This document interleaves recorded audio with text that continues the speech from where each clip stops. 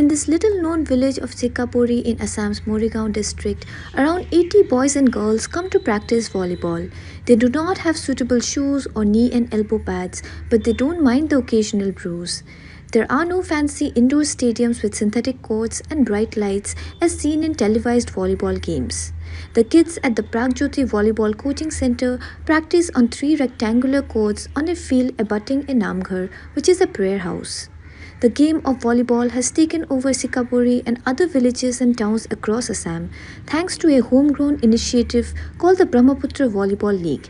And it is all happening because of Abhijit Bhattacharya, a former Indian volleyball captain from Assam who represented the country between 1995 to 2005 in over 100 matches. We spoke to Rahul Kumar Nath, who is in charge of the coaching center and doubles up as the coach, about the changes BVL has ushered in the state.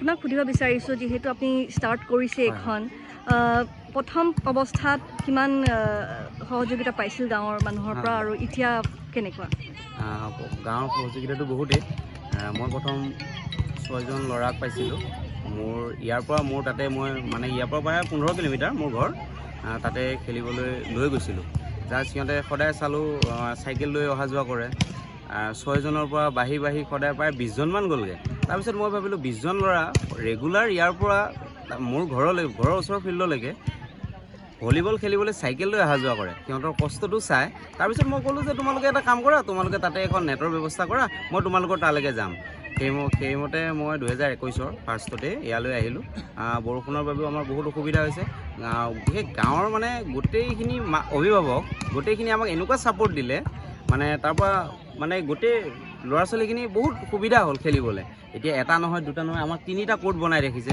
আৰু ওচৰৰ গাঁৱতো আছে বহুতখিনি court বনাই দিছে আমাক খেলিবলৈ সুবিধাকণ কৰি দিছে চৰকাৰৰ পৰা কি ধৰণৰ সুবিধা চৰকাৰ নহয় আমাৰ বিশেষ ব্ৰহ্মপুত্ৰ ভলীবল লীগ আমি নকৈ নোৱাৰোঁ মানে ব্ৰহ্মপুত্ৰ ভলীবল লীগৰ পৰা আমি বহুত সুবিধা পাইছোঁ প্ৰথমটো আমি যিদৰে আমি এখন নেট বনাইছিলোঁ ৰাতিৰ ভিতৰতে অভিভাৱকসকলে এখন নেট বনাই দিছিলে সেই নেটখন চাবলৈ সুদূৰ হলেণ্ডৰ পৰা আহিলে ভলীবল এক্সপাৰ্ট পিটাৰ আৰু লগত আৰু আহিছিলে হলেণ্ড আৰু নেদাৰলেণ্ডছৰ পৰা 4 জন আহিছিলে তেওঁলোকে আমাৰ সেই নেটখন চাবলৈ আহিলে তাৰ পাছৰ পৰা আমাক ব্ৰহ্মপুত্ৰ ভলীবল লীগে বহুত ধৰণৰ সা সুবিধা দিলে নেট দিলে আমাক বল দিয়ে প্ৰত্যেক বছৰে আমাক বহুকেইটা বল দি আমাক মানে উপকৃত কৰিছে খেলখন ল'ৰা ছোৱালীখিনি উলিয়াবলৈ সুবিধাটো কৰি দিছে আৰু বৰ্তমান কিন্তু আমি নিজৰ পকেটৰ ধন খৰচ কৰি কোনো বল বা নেট একো কিনিবলগীয়া হোৱা নাই ইয়াতে আমি বিশেষ আমাৰ অসমৰ পৰা যি এবাৰ ভলীবলৰ কেপ্টেইন আছিলে অভিজিত ভট্টাচাৰ্য ছাৰ তেখেতৰ বিষয়ে ক'বই লাগিব তেখেতে ব্ৰহ্মপুত্ৰ ভলীবল লীগ উলিয়ালে তেখেতৰ দ্বাৰা আমি বহুত উপকৃত হৈছোঁ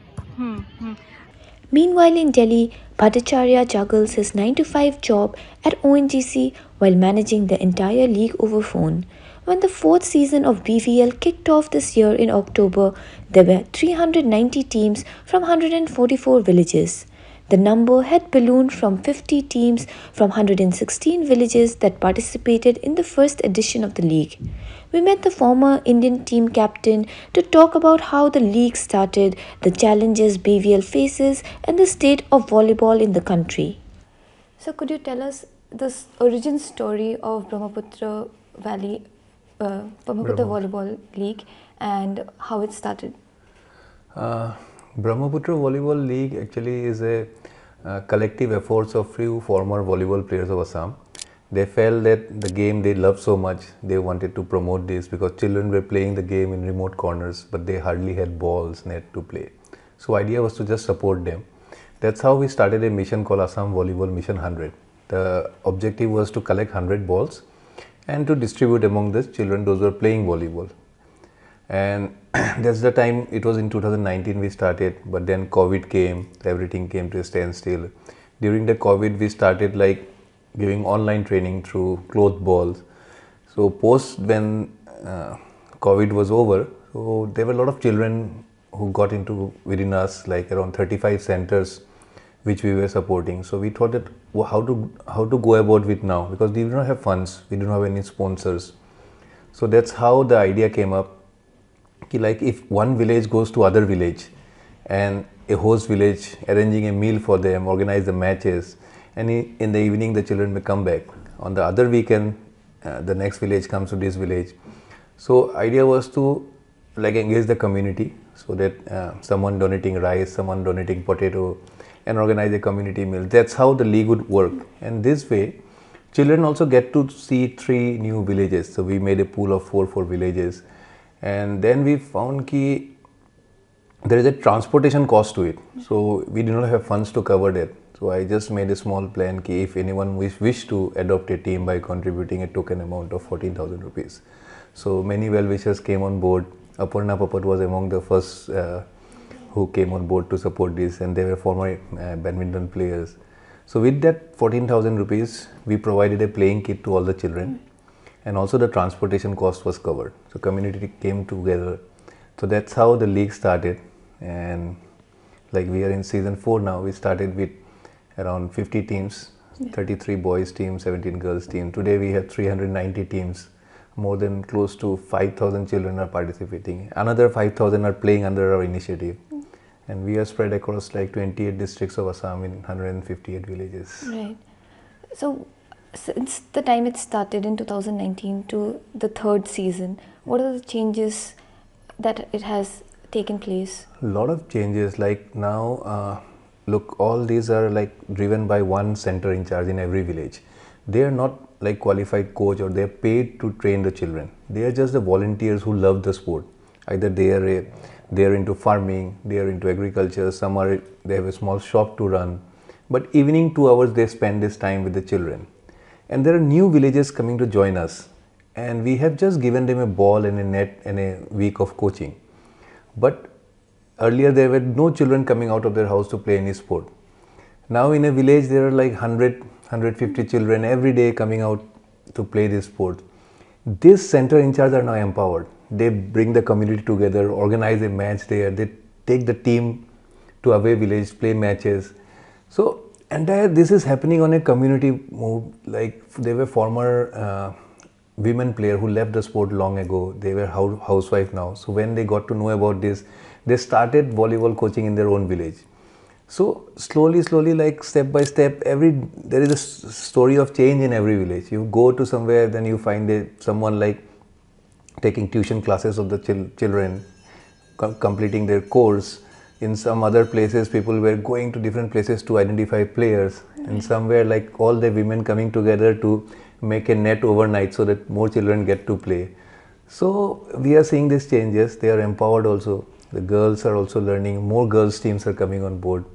So every day, every village has a new story to narrate. Right. So you said that sponsors also started pitching in. Yeah. So what are the challenges that still remain, or the roadblocks that you're facing running the league? For us, like, it was all a volunteering initiative. We just couple of old friends coming together to support the children, and we're happy to see them playing. But now that the league has grown and there are individual sponsors, like in the season 1 there were 50 individual sponsors who I knew personally. I could communicate with them, your team is playing such and such. But now we have like 250 individual sponsors. So it's very difficult to connect with them every day, because they also need this feedback, what is happening with their team and all. And since we all are volunteering, I am working full time with ONGC, likewise all my friends were working full time. So we need professionals to like communicate with the sponsors, and if someone going there coordinating this. We have a very strong grassroots presence in the district level. The matches are organized in a decentralized way. So we don't decide the match date. It is the villagers decide that this weekend we are going to play. And they give us the list that these are the teams going to play, then we accordingly release the schedule. But there is a gap between the sponsors and actually the teams which are playing. So we need a channel which can be opened up, like they can talk to them directly, they can go.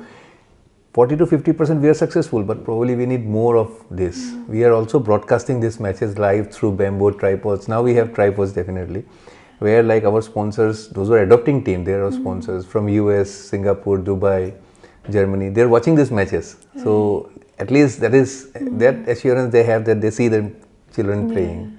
So it's no longer like a sports that is like a sports revolution that is happening. It is affecting the social structure of the village, villages across Assam. Yes. Could you just like talk a little bit Yes, about like it? during the COVID, when we started this online training program, So we focus on these two tea gardens in Jorhat, Monami and Deha. And they have never heard of volleyball. They started with cloth ball. And today, like there is a Khel Maharan going on in Assam and they have won a LSE level tournament. So these girls who have never heard volleyball, started with cloth ball, their parents were not sure what the girls will be doing playing volleyball. There were like few girls who reached puberty and stopped coming to the ground. She thought that this is the time when girls don't play. But after 1 year when she saw other girls coming on to play matches, so she again came on board. Then we started distributing like the girls sanitary pads so that they also come on board. So there were this issue because most of the center in charge are male. So the communication was not opening up, they were shy, but we pushed them a lot so that they talk about this, open up. When children come from remote villages, those who have never used concrete washrooms and toilets. So we need to teach them also how do we use that, how do we use the waters and all. So we are working at a very bottom level, and village after village we are seeing it's changing because of this game, because there is no other sporting activity, recreation activities there. This is the only way they come out of the village. They're like forming a team, they know team building exercise now, there's leadership, everything is coming on this ground. So talking about like a pan-India picture, so volleyball does not require a lot of investment. It's a very Low cost. low cost game. So what is stopping India from excelling in the sport now that we see that there are other games that India is doing quite well? What is stopping volleyball? Like someone has to have this vision. There has to be someone visionary leader or someone taking the lead who need to make a plan that how do we reach the Olympic, how do we promote the grassroots. Unless this happen, it's very difficult. Probably in volleyball there was a time when our world ranking was 24. There were people in the helm of affairs like the president. They thought of it, how do we plan it ahead. But somewhere we missed this line. Even though we have talents available in every village, nook and corner of the country, we are unable to tap them, bring them up and train them. So we need to have plans. So wherever if you see there is leadership, there is a change. Even if I see my villages, like we have 150, 60 villages, wherever there is, the leadership is strong, you see a vibrant village there. They will go out of the way to do things done. So I just now understand the kind of leadership we need. If we build them, then entire thing fall in life. Alright. So where do you see India volleyball in the next 5 to 10 years? Oh, definitely. Like Indian volleyball, we have talent. We were at par with any top teams when we were playing. The world ranking was 24. Our junior team was like silver medalist. Youth team was silver medalist in the world. This was in the 1990s. Yeah, 2001, 2, 3, during the beginning of the century. We were beating Iran, we were beating Korea, and they are now in the best 10, 12 teams. We have beat Ukraine. So likewise, we have talent. So I think if a planning is done, so we have potential, we have the talent to reach the Olympics, even win a medal for them. So what do you hope for, like what are your goals for Well, definitely the main goal, objective, dream, it's always the Olympics. Winning a medal for India in the Olympics would be the ultimate dream of ours all. All of this is unfolding organically, untouched by corporate management and devoid of high profile marketing. Volleyball in Assam is not merely a sport, it is instigating profound social and cultural change across the state's rural landscape.